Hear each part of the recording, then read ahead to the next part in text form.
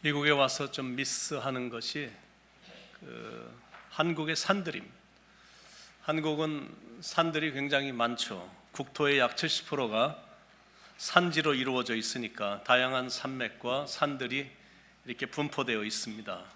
가장 높은 한라산, 지리산, 설악산, 북한산, 속리산, 오대산, 내장산, 하여튼 산이 한국에는 굉장히 많이 있습니다. 여러분도 한국에서 등산한 경험이 많이 있을 것입니다. 저도 한국에 있을 때는 등산을 조금 했었습니다. 등산을 가끔 했을 때는 몸이 지금 같지 않았습니다. 그땐 나이도 젊기도 했지만 걷는 걸 좋아했고 높은 데 올라가는 걸 좋아했기 때문에 몸이 아주 얍상했었거든요. 젊었을 때 제 사진을 보신 분들은 제가 얼마나 그때 날씬했었는지 잘 아실 것입니다. 허리가 28, 그러니까 몸이 아주 얍상했었는데, 근데 미국에 처음 이민 와서 살았던 곳이 시카고고, 두 번째로 살았던 곳이 미시간이고, 또 세 번째로 살았던 곳이 달라스입니다. 근데 이 세 스테이트의 특징이 they are just flat. 운전을 막 10시간, 12시간 한참 해도 그냥 땅이 평평한 그런 곳에서 이렇게 살다 보니까, 산이 전혀 없는 곳, 그러니까 별로 걸을 일도 많지 않고 앉아 있는 시간만 늘 길다 보니까 제 몸이 이제 이렇게 됐거든요. 그래서 산이 굉장히 그립습니다. 여러분도 산이 그립습니까? 물론 1시간만 운전해서 가면, 뉴저지에 가면 이제 산이 있으니까, 산을 좋아하시는 분들이 일주일에 한 번씩 동호인들을 만들어서 같이 등산하시는 분들도 계시는 것 같은데, 그런데 이제 웬만한 분들은 이민의 삶 속에서 이렇게 마음을 먹어도 한 번 산을 등산한다는 게 썩 쉽지가 않습니다. 등산이란 것은 쉽게 갈 수 있어야 등산이 되는 건데, 시간을 내서 그 멀리까지 또 가서 이렇게 한다는 게 쉽지가 않거든요. 그래서 오늘은 여러분을 시원한 몇 개의 산으로 등산을 좀 시켜드릴까 하는데 괜찮겠습니까? 예, 오케이. 저와 제 아내는 콜로라도라든지 LA 같은 데를 가면 산을 자주 올라갑니다. 그러면 정말 기분이 좋거든요. 이렇게 최고로 세계의 어떤 그렇게 높은 건 아니지만 그래도 세계 최고로 높은 정상에 올라온 듯한 느낌이 들면서 기분이 아주 좋습니다. 입에서 저절로 야호, I'm on top of the world. 내가 세계 정상에 올랐나 보다. 이러면서 굉장히 신이 나거든요. Such a feeling's coming over me. 멋진 기분을 느끼고 있어요. There is wonder in most everything I see. 보이는 모든 것들이 놀랍도록 멋져요. Not a cloud in the sky. 하늘에는 구름 한 점도 없고, Got the sun in my eye. 내 눈에는 햇볕을 가득 담았어요. And I won't be surprised if it is dream. 이게 꿈이라 해도 놀랍지 않을 만큼이요. I'm on the top of the world looking down on creation. 난 세상의 꼭대기에서 창조물들을 내려다보고 있어요. 이런 느낌이에요. 그래서 산에 올라가다 보면 주님의 높고 위대하심이 입에서 이렇게 찬양이 나오거든요. 이번에도 성도님들과 여행을 아주 산 위주로만 다녔더니 느낌이 얼마나 좋은지, 산 위로 올라가니까 공기도 맑아서 좋고, 이렇게 높은 곳에 올라가니까 뭔가 이렇게 정복을 한 것 같은 느낌이 들어서 좋았고, 또 약 한 2,500m 이상으로 이렇게 올라가니까 하나님하고 더 가까워진 것 같은 느낌이 들어서 아주 좋았습니다. 그래서 오늘은 산도 구경 잘 못하고 등산할 기회도 없는 여러분들을 위해서 성경에 나오는 몇 개의 산으로 여러분을 한번 모시고 갈까 합니다. 그리고 그 산에서 성경에 나오는 유명한 하나님의 종들도 만나보길 바랍니다. 저와 함께 이렇게 등산을 하시면서 그곳에서 하나님의 종들을 만날 때 그분들이 각자의 산에서 경험했던 영적인 경험, 그리고 축복과 도전을 여러분도 받게 되기를 간절히 바랍니다. 자, 이제 첫 번째 산으로 여러분을 모시고 가겠습니다. 첫 번째 산, 창세기 22장에 나오는 모리아산입니다. 모리아산 그러면 누가 생각이 나죠? 모리아산, 믿음의 아버지 아브라함이 생각이 나죠. 아브라함 그러면 하나님 말씀에는 절대 순종했던 사람, 이렇게 이제 기억이 여러분들이 떠오를 것입니다. 아브라함에게는 아들이 한 명 있었는데 The one and only son, 독자가 있었습니다. 그것도 인류 역사에 단 한 명도 없었던 유일하게 100세에 얻은 아들입니다. 하나님이 주신 귀한 선물입니다. 그런데 이제 어느 날 하나님이 아브라함에게 나타나셔서 그 귀한 아들을 나에게 바치라, 이런 명령이 떨어진 겁니다. 그런데 그냥 바치는 게 아니라 번제로 드리라라는 명령입니다. 번제라는 것은 이 burnt offering, 칼로 죽여서 불로 태워서 드리는 제사로 그 아들을 나에게 드리라라는 명령입니다. 그런데 이제 아브라함이 위대한 건, 아브라함은 하나님으로부터 그 말을 듣자마자 그 일을 시행하려고 아침에 일찍이 일어났다라고 성경은 기록하고 있거든요. 그리고 사랑하는 아들 이삭을 데리고 눈에 넣어도 전혀 아프지 않을 아들, 100세에 얻은 아들, 자라나는 모습 보면서 지금 건장해진 청소년이 된 이 아들을 데리고 사흘이나 걸린다는 모리아산을 향해서 지금 아들과 함께 가는 겁니다.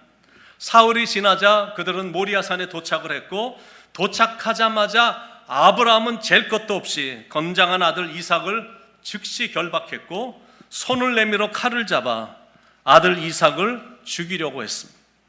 이건 정말 말도 안 되는 일이라 아버지로서 마음은 찢어졌지만, 그러나 하나님의 명령이었기 때문에 지금 칼을 높이 치켜들은 겁니다.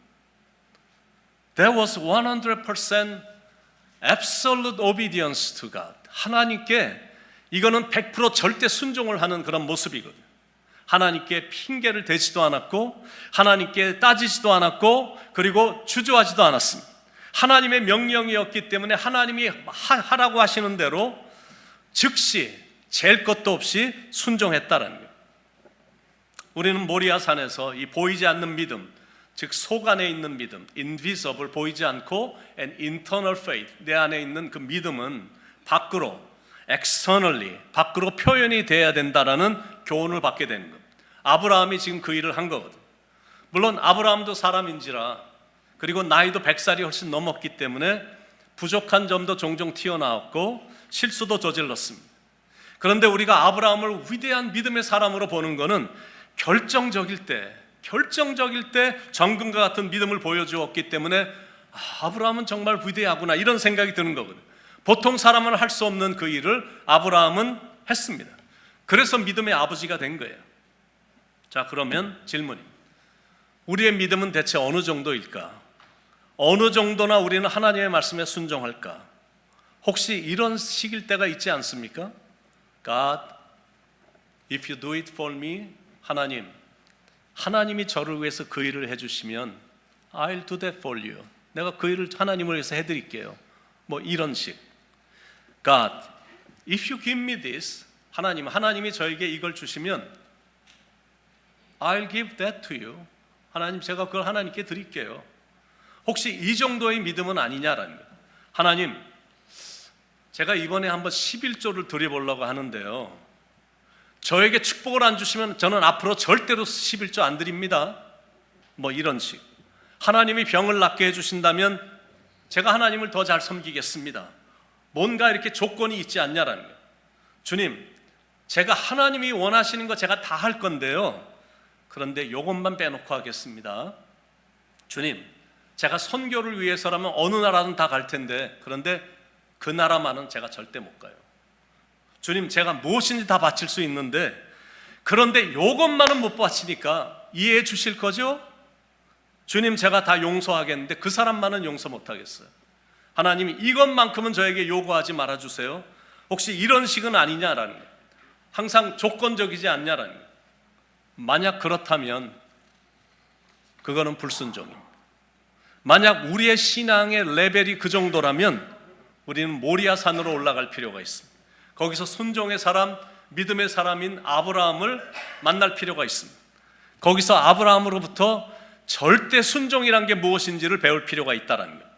그것이 첫 번째 산인 모리아 산이 우리에게 주는 영적 교훈이고 그리고 도전입니다. 두 번째 산, 출애굽기 19장에 나오는 시내산입니다. 시내산 그러면 누가 생각이 납니까? 율법의 아버지 모세가 생각이 날 것입니다.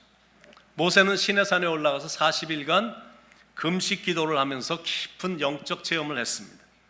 하나님을 개인적으로 뵙는 영광도 누렸고 하나님의 음성도 직접 들었고 하나님이 직접 돌에다가 새겨주신 돌판, 그 계명을 직접 받게 됐습니다. 역사 속에서 그 어떤 사람도 그런 영적인 경험과 영광을 누린 적이 없습니다. 하나님의 말씀을 받았다, 하나님의 계명을 내가 직접 받았다, 그 말씀을 내가 백성들에게 가르쳤고 내 자신도 그 말씀을 실천했다, 지켰다, 뭐 이런 경험. 요즘 현대 크리스찬들의 가장 큰 취약점이 뭔지 아십니까? 그거는 하나님의 말씀을 읽는 걸 그리 좋아하지 않는다라는 게 이게 취약점이에요. 바쁘다는 핑계로 성경책에는 계속 먼지가 쌓여가는 겁니다. 근데 또 다른 취약점이 뭐냐면 주일날 와서 예배를 드리긴 하는데, 드리면서 하나님의 말씀을 받긴 받는데 들은 말씀을 삶에 이렇게 적용을 하지 않는다라는 게 이게 현대 크리스찬들의 취약점이거든요. 그러니까 하나님의 말씀은 머릿속에 남아있는 그냥 useless knowledge, 별로 쓸모없는 지식에 불과한 이런 크리스찬의 라이프를 살아가는 크리스찬들이 요즘 참 많거든요. 자, 여러분에게 한번 제가 질문해 보게요. Let me ask you. 여러분은 성경책이 있으십니까? 그리고 성경책을 들고 교회에 오십니까? 만약 성경책이 없다면 꼭 자기 성경책을 사시기 바랍니다. 믿는 사람들에서 최고의 무기가 이 성경책이거든. 그래서 하나님의 말씀을 성령의 검이라고 말할 정도로 최고의 무기입니다. 그래서 자기 성경책은 꼭 소유해야 돼. 그게 신앙인의 기본 자세입니다. 그리고 성경책을 구입할 거면 개역 개정으로 사야 되고, 그리고 읽기 참 쉽고 좋은 성경책을 사셔야 됩니다. 너무 작은 성경책 사지 말고, 너무 큰 성경책 사지 말고 적당한 사이즈의 성경책을 사는데, 그런데 하나를 사더라도 제일 좋은 걸로, 그리고 읽기에 참 쉽게 써져 있는 그런 글씨체의 그런 성경책을 사셔야 됩니다. 이렇게 성경에 투자하는 거를 절대 아까워하면 안 되거든. 귀한 보물로 여길 수 있는 성경책을 사셔야 됩니다. 나중에 자손에게 물려줄 생각을 가지고, 이건 유산으로 물려줄 생각으로 이 genuine leather, 가죽으로 만들어진 좋은 성경책을 사시기 바랍니다. 잠시 있다가 없어질 옷이라든지 구두 같은 거는 여러분 아끼지 않고 사잖아요. 그런데 이 성경책은 영원한 거거든. 영원한 걸 아까우면 안 되잖아요.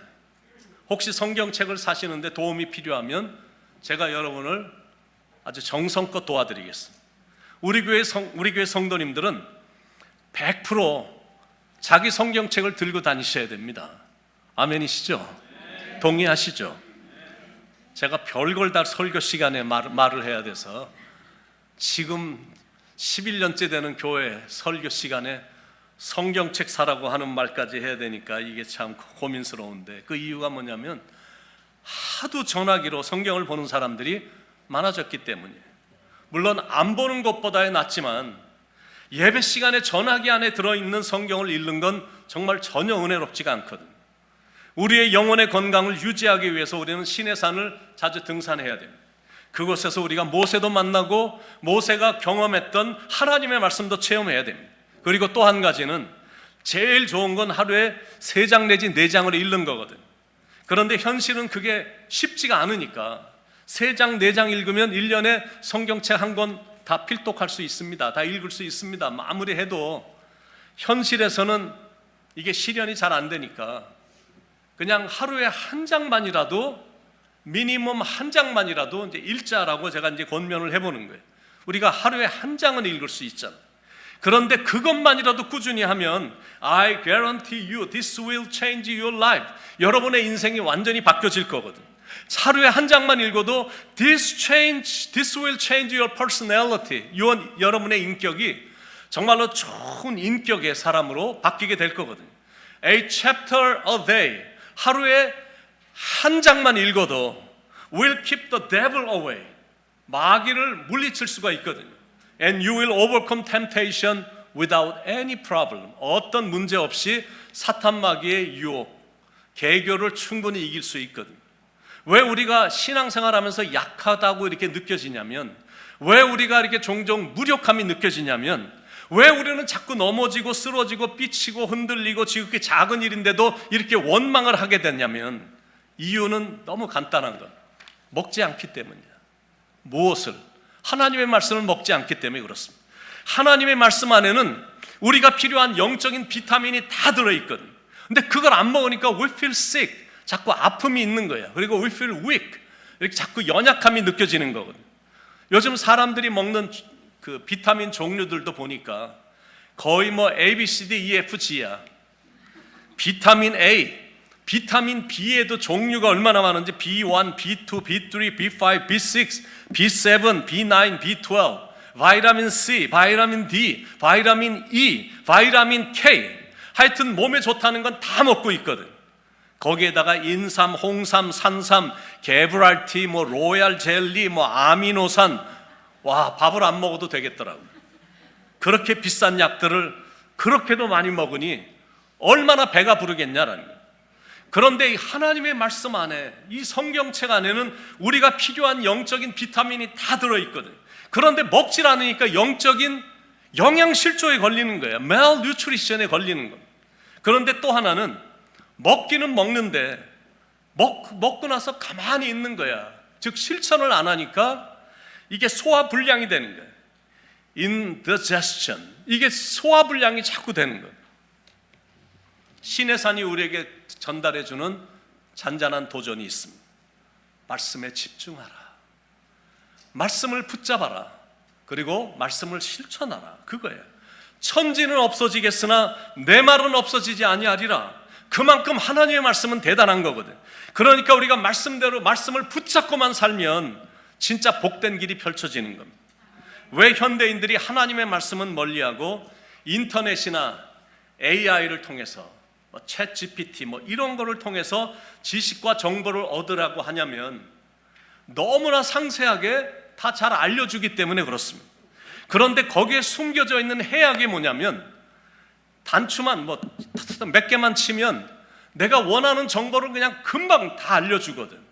그런데 거기에 숨겨져 있는 해악이 있어요. 그게 뭐냐면 사람을 깊이 생각하지 않게 만들어줍니다. 그러나 말씀은 그 안에 지혜의 보고가 담겨져 있기 때문에 사람으로 하여금 깊은 생각을 하는 사람으로 만들어주거든. 그래서 말씀을 가까이 하라라고 말하는 겁니다. 링컨 대통령이 가장 많이 봤던 책이 성경책입니다.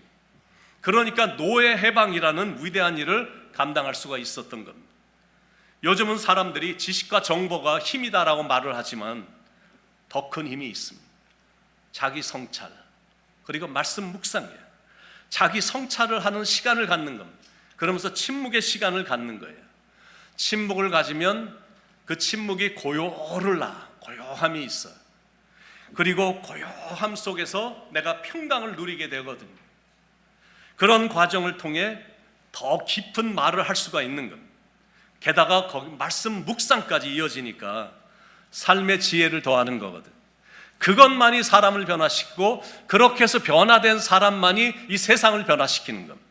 왜냐하면 하나님의 말씀은 살았고 운동력이 있기 때문이고 좌우의 날선 어떤 검보다도 예리하여 혼과 영과 및 관절과 골수를 찔러 쪼개기까지 하는 힘이 있기 때문에 그렇습니다. 그래서 말씀을 가까이 해야 되는 거예요. 그런데 더 중요한 것은 말씀대로 살려고 노력하는 것. 그것이 두 번째 산인 신의 산이 우리에게 주는 영적 도전이고 영적인 교훈입니다. 자, 세 번째 산입니다. 열왕기상 18장에 나오는 갈멜산인데, 여러분 갈멜산 하면 누가 생각이 나죠? 선지자의 아버지 기도의 사람 엘리야가 생각이 나죠. 엘리야에게 배울 수 있는 영적 교훈은 기도고 기도의 능력입니다.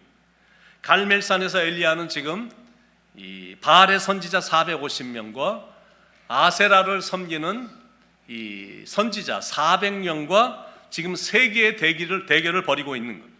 이 대결의 목적이 뭐냐면 Whose God is really living God? 누구의 하나님이 살아있는 참 신인가? 이걸 놓고 이거를 증명해 보이기 위해서 지금 세기의 대결을 벌이고 있는 겁니다. 그런데 850대 1이야.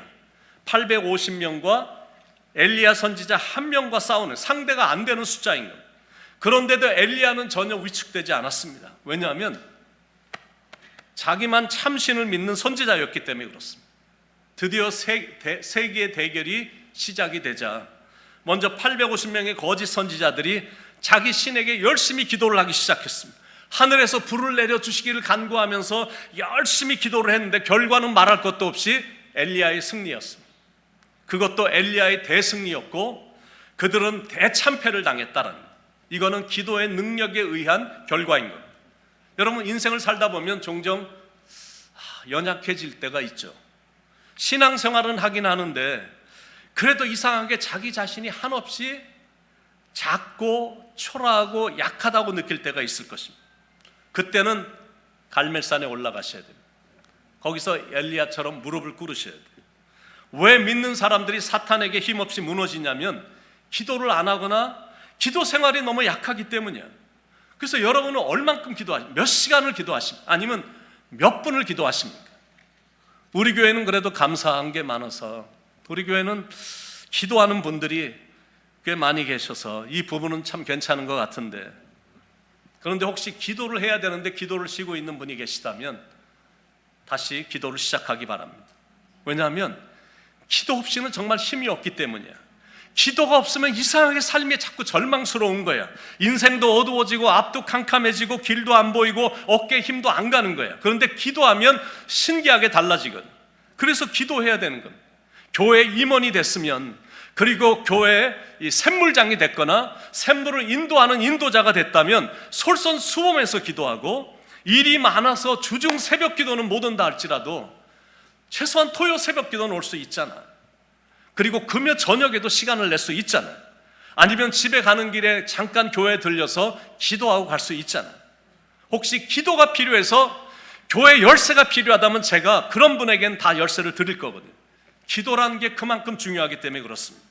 인생을 살다가 이제 문제를 만나게 되면 그 자리에서 무릎을 꿇어야 돼. 무릎을 꿇음으로 엘리야가 문제를 해결받았듯이 우리도 무릎으로 문제를 해결받아야 된다는 거예요. 이 세상에서 불가능한 건 하나도 없기 때문이야. 모든 건 하나님 안에서 다 가능하거든. 언제 가능하냐면 only when we pray. 우리가 기도할 때만 가능하다라는 거예요. 그래서 기도를 많이 하시기 바랍니다. 가정을 살리는 길이 기도야. 교회가 살아가는 길도 이게 기도거든. 나라가 사는 길도 기도입니다. 한국과 미국이 사는 길도 다른 길이 아니라 기도를 통해서만 가능한 거거든. 미국도 그렇고 한국도 지금 난리가 났잖아요. 기도해야죠. 그것이 세 번째 산인 갈멜산이 우리에게 주는 영적 교훈이고 도전입니다. 네 번째 산입니다. 길보아 산입니다. 역대상 10장에 나오는 길보아 산인데, 길보아 산 하면 누가 생각나죠? 사울 왕이 생각이 나죠. 역대상 10장 1절부터 쭉 스토리가 어떤 스토리냐면, 사울이 이제 블레셋과 전쟁을 참여하게 되죠. 그래서 사울의 아들 요나단을 비롯해서 세 아들이 다 참여를 했고, 군대를 데리고 블레셋과 전쟁을 하다가 요나단도 전쟁터에서 죽고 아들이 다 죽습니다. 그리고 전쟁에서 완전히 졌어. 그러다가 화살이 날라왔는데 화살이 그만 사울을 관통을 한 겁니다. 사울이 다치게 된 거예요. 그래서 자기 옆에 있는 부하에게 네가 들고 있는 칼로 나를 좀 죽여달라고 이렇게 부탁을 했는데, 감히 부하가 왕을 죽일 수가 없으니까 머뭇머뭇하니까 사울 왕이 자기 칼을 빼서 거기다 세워놓고 푹 하고 자결을 했거든요. 그래서 그 마지막 장면 보니까 이와 같이 사울과 그의 세 아들과 온 집안이 함께 죽으니라. 참 비극적인 일이 사울 가문의 그 집안에서 일어났습니다. 왜 이런 일이 일어났을까? 바로 그 다음 구절에서 설명을 합니다. 사울이 죽은 것은 여호와께 범죄하였기 때문이라. 그가 여호와의 말씀을 지키지 아니하고 또 신접한 자의 가르치기를 청하고 여호와께 묻지 아니하였으므로 여호와께서 그를 죽이시고 그 나라를 이새의 아들 다윗에게 넘겨주셨더라. 하나님이 사무엘 선지자에게 사울에게 가서 이스라엘의 초대 왕으로 기름 부으라고 이렇게 명령을 내려서 왕으로 세웠어요. 왜냐하면 사울이 굉장히 겸손했기 때문에. 그런데 왕이 되자마자 완전히 사람이 바뀐 거예요. 얼마나 교만한 사람으로 바뀌었는지. 그리고 어느 정도나 교만해졌냐면 제사장만이 할 수 있는 제사까지도 자기가 직접 집례를 했고, 또 국정은 전혀 살피지도 않고 자기의 권력과 자기 자리만 유지하려고 다윗을 죽이는 데만 혈안이 되어 있었습니다. 그래서 하나님께서 왕위를 박탈시키셨고 하나님께서 더 이상 사울과 함께하지 않으신 겁니다. 결국 전쟁터에 나가서 비참한 죽음을 맞이하게 된 거죠. 그래서 길보아 산으로 올라가면 비참하게 죽은 사울의 시체를 발견할 수가 있습니다. 그건 교만이 가져온 결과다라는 겁니다. 잠언 11장 2절에 교만이 오면 욕도 오거니와 잠언 16장 8절에 교만은 패망의 선봉이요 거만한 마음은 넘어짐의 앞잡이니라. 잠언 29장 23절에도 사람이 교만하면 낮아지게 되겠고 마음이 겸손하면 영예를 얻으리라. 성경이 누누이 강조하고 또 강조하고 계속 강조하는 건 뭐냐면 교만하면 한없이 밑으로 떨어진다, 그겁니다. 그러나 겸손하면 하나님이 높이신다, 이거를 성경에서 계속 강조하고 있잖아요.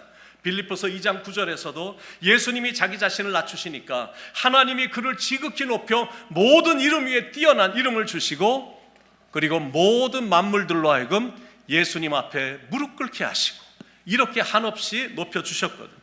성경과 기독교 역사를 보면 하나님의 종들이 막판에 교만해짐으로 비참한 최후를 맞이한 많은 사람들을 보게 됩니다. 그래서 야고보 사도는 야고보서 4장 10절에서 주 앞에서 낮추라, 그리하면 주께서 너희를 높이시리라, 이렇게 말을 했거든. 이런 이유 때문에 우리는 종종 길보아 산을 등산할 필요가 있습니다. 그곳에서 교만함 때문에 비참한 최후를 맞이한 사울의 모습을 볼 필요가 있어. 그리고 그 모습을 보며 자기 자신에게 계속 상기시키는 겁니다. 겸손해야 된다, 겸손하게 살아야 된다. 그것이 네 번째 산인 길보아 산이 우리에게 주는 영적 교훈이고, 그리고 도전입니다. 이제 다섯 번째 산, 마지막 산인데 우리가 함께 읽은 마태복음 27장에 나오는 갈보리 산입니다.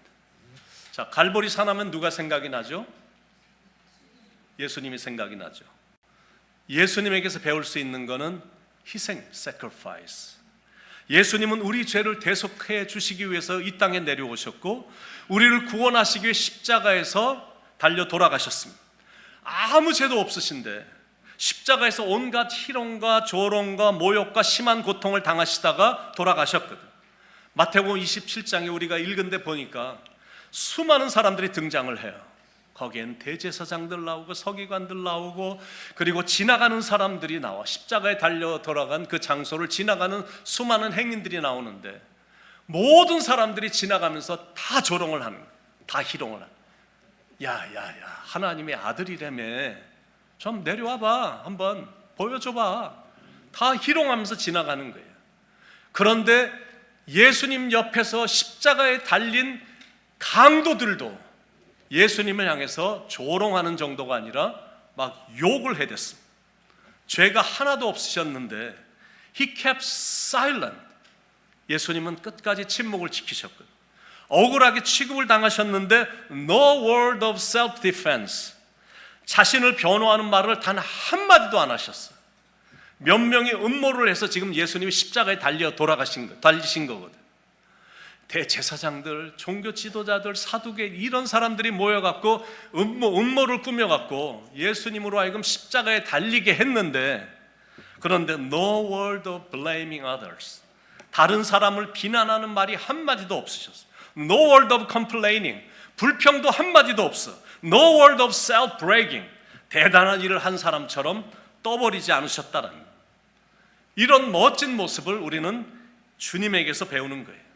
우리가 침묵을 지켜야 될 때는 침묵을 지키고 자기 자신만을 위해서 사는 인생이 아닌 남을 위해 사는 희생의 삶을 우리는 지금 예수님을 통해서 배워야 된다는 거예요.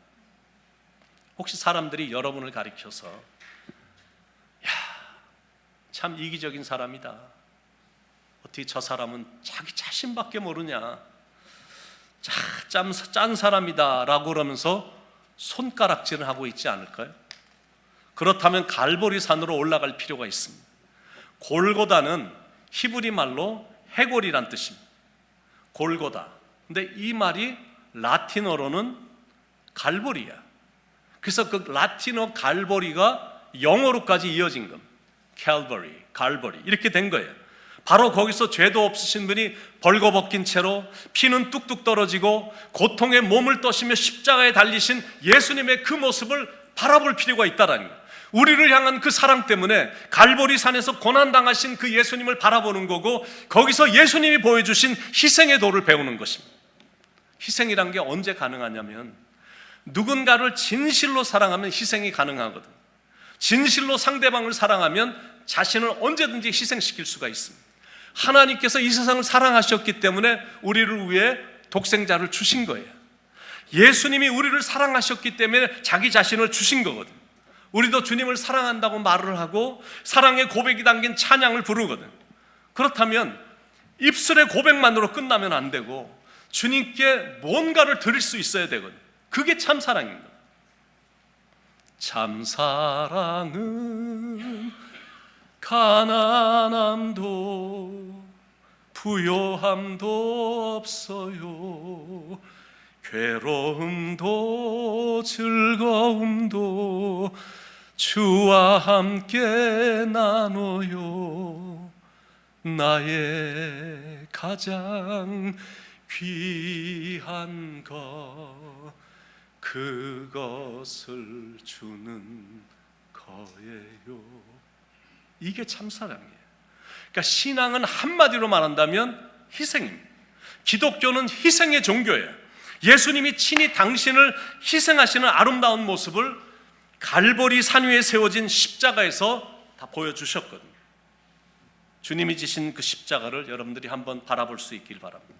나를 용서하시려고, 나를 구원하시려고 십자가에서 희생양이 되신 예수님의 모습을 한번 바라보시기 바랍니다. 그 모습만 바라봐도 속 안에서 감사가 나오지 않습니까? 감사가 나온다면 결심해 보는 거예요. 찬송가 150장 4절의 가사처럼 주님 예비하신 나의 본향집에 나를 부르실 그날에는 영광 중에 계신 우리 주와 함께 내가 죽도록 충성하리. 최후 승리를 얻기까지 주의 십자가 사랑하리. 빛난 면류관 받기까지 험한 십자가 붙들겠네.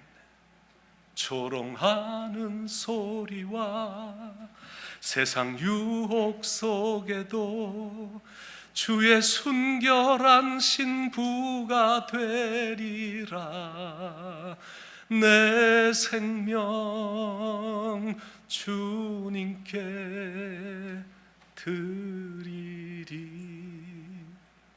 우리 한번 이런 마음으로, 내가 주님을 사랑하니까 주님께 뭔가를 드린다는 심정으로 우리 이 찬양을 통해 우리 마음의 고백을 주님께 좀 했으면 좋겠습니다. 내 마음의 주를 향한 사랑이 나의 말엔 주가 지신 진리로 나의 눈에 주의 눈물 채워주소서. 하나님의 사랑이 영원히 함께하리. 십자가의 길을 걷는 자에게, 순교자의 삶을 사는 이에게 조롱하는 소리와 세상 유혹 속에도 주의 순결한 신부가 되리라. 내 생명 주님께 드리리. 우리 한번 이런 결단의 마음을 가지고 다 일어나셔서 우리 이 찬양 부르고 축도로 예배를 마치겠습니다.